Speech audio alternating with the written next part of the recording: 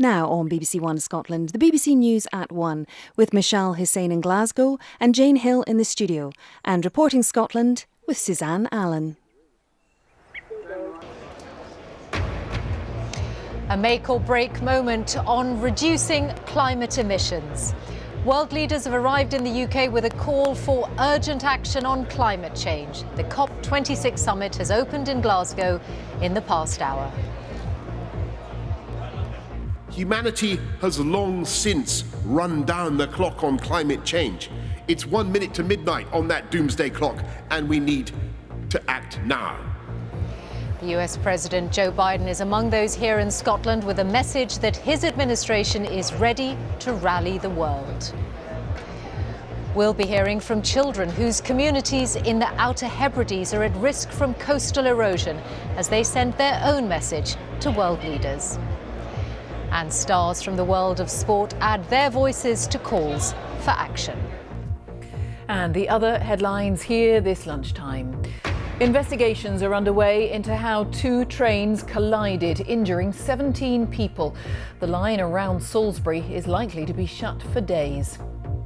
Jess Staley resigns as chief executive of Barclays Bank before a report is released investigating his links with the convicted sex offender Jeffrey Epstein.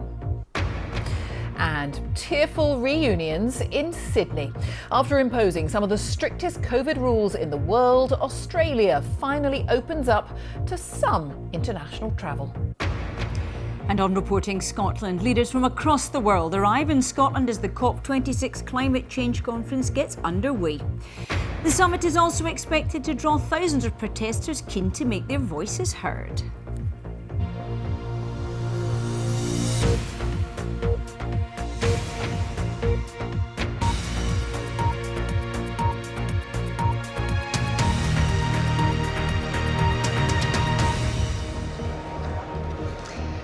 Good afternoon from Glasgow and from the Climate Change Summit that has opened in the last hour here. It has been billed as a make or break moment, a test of whether countries can act together to limit global warming.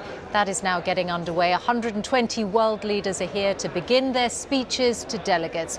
And the UK, as the host, is front and centre of this huge gathering. Well, in advance of the conference's opening, the Prime Minister Boris Johnson has warned that humanity has run down the clock on climate change, and it is now, in his words, 1 minute to midnight. Our first report this afternoon comes from our science correspondent, Rebecca Morrell.